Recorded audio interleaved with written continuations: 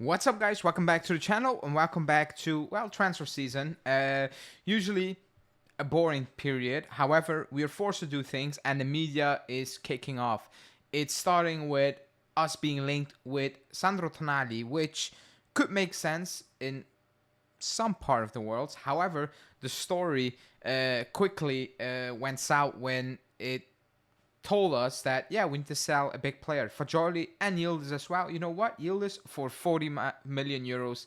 That's what we're going to do, and bring in Tonali in January already. I'm going to talk about, well, obviously the last part is a bullshit, but potentially the idea of trying to bring in Tonali is not bullshit. Then we will follow it up by Hancko, because he is now becoming actually a main target for us. And according to Dutch sources, it's actually closer to potentially happening than anyone could imagine at this moment in time. Something, a type of deal that you can close down really quickly. And then finally, we will wrap it up with Zirkzee, because, well, Zirkzee is Thiago Motta's man, and Zirkzee is going nowhere when it comes to being linked with Thiago Motta and Juve. Before we do that, as always, hit the like button, subscribe to the channel, hit that bell notification, and let's talk about, first off, Tonali.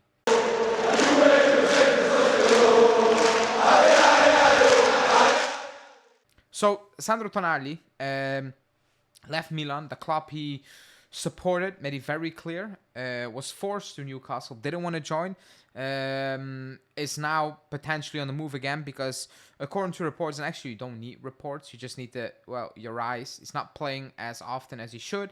He's not happy at Newcastle. That was obvious the moment he signed there, period. You know, it is what it is. Now, they paid a lot of money for him.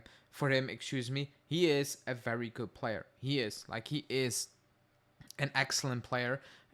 He improved so much to the point that I couldn't see it, because at first I was like, yeah, fine, but nothing really out of the ordinary. But he grew on me, and he's a fantastic player. I know people like it's never gonna happen, not because of the money, but because he's a Milan fan.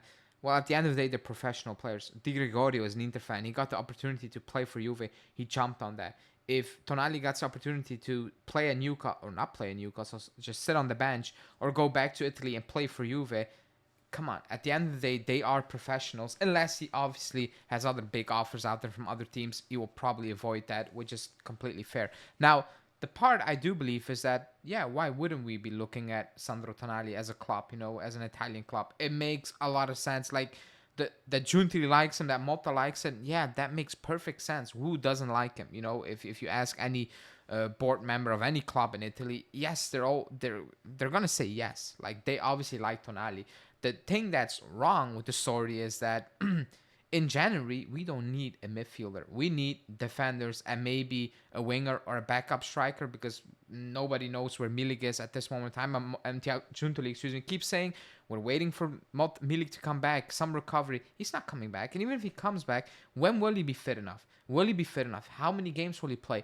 That's something you need to address, rather than that midfield. So that's why I'm like, that story and that part makes no sense at all.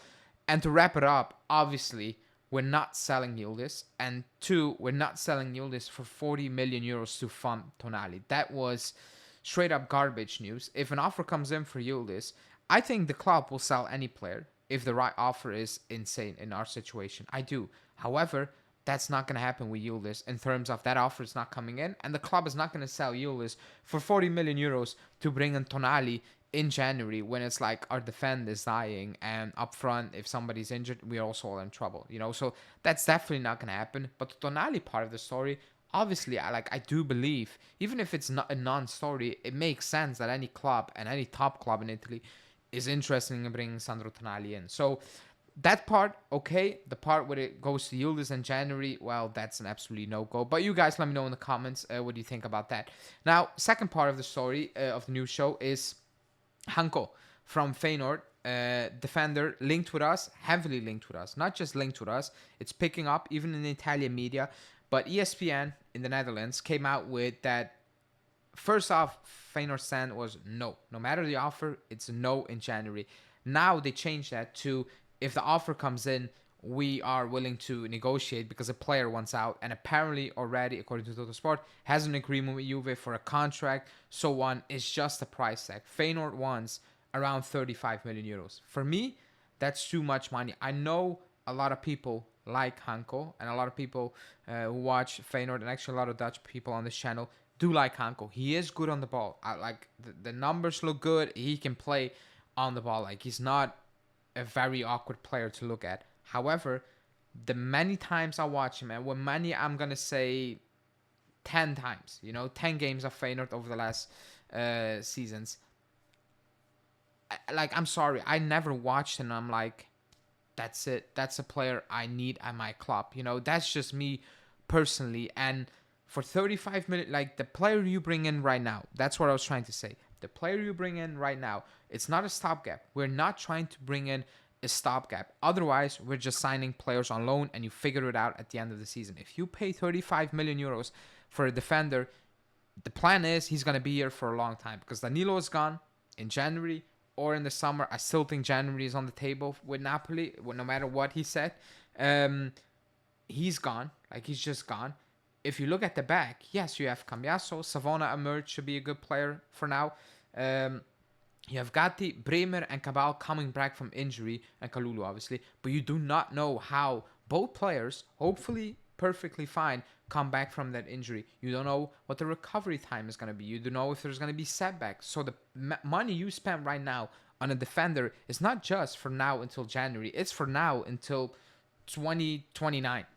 That's what you're trying to do. So the money should be spent wisely. And I think the quota price for Hancko is too much in our situation. That's me personally. That's how I'm looking at it right now. However, we do need help. It's very obvious that if Kalulu goes down or Gatti is down, we're in trouble. Yes, we play Locatelli there, but I don't want to see Locatelli in the Champions League away to Real Madrid in the next round. Like that, like, as good as he did against Cagliari, that's not his position. Like, you're just putting the team in trouble. You're putting him in trouble, So we do need help in January. However, Giuntoli is going to need to be smart, because it's not a signing, a quick fix. It's going to be a long-term signing. So let me know what you think about Hancko as a player as well.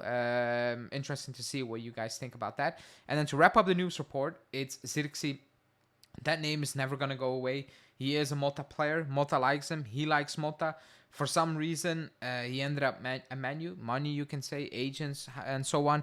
Not playing as much, even with the new coach, Amorim, at Manu. I still think Manu are not letting him go, because now with the Rashford situation, I don't see them moving out Rashford and Zirkzee in the same window. They're probably going to keep him. I see something happening potentially in the summer where Zirkzee is, I want to play. I don't feel okay here. Let me go. So on, so on. I don't see it happening in January. And to be honest, you don't need to waste time. If there's a possibility to bring him in, you do that, I guess. If it's on loan with an option, whatever, you figure it out. Because I know Motta wants him. I know Giuntoli likes him a lot. I know he will help the squad. I know he will do very well in Serie A and even in Europe when he plays for us, when he plays under Motta.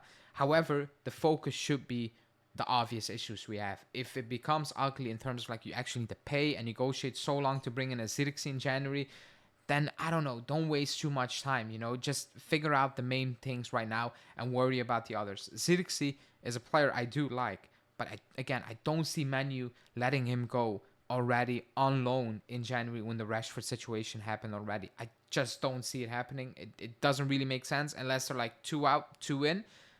And even that, I'm like, really, you're kind of forcing some more issues on your squad already, So it's interesting, but as long as Zirkzee doesn't come out or Manu comes out saying, no, I'm good here, we believe in him, those rumors are just going to be there, and be there until, I don't know, like the Savic thing when it comes to, or the Pogba before he came back type of news when he was at Manu or Savic was at Lazio, But let me know, do you think we should focus on that as well in January if there is some possibility for us to bring Zirkzee in on loan?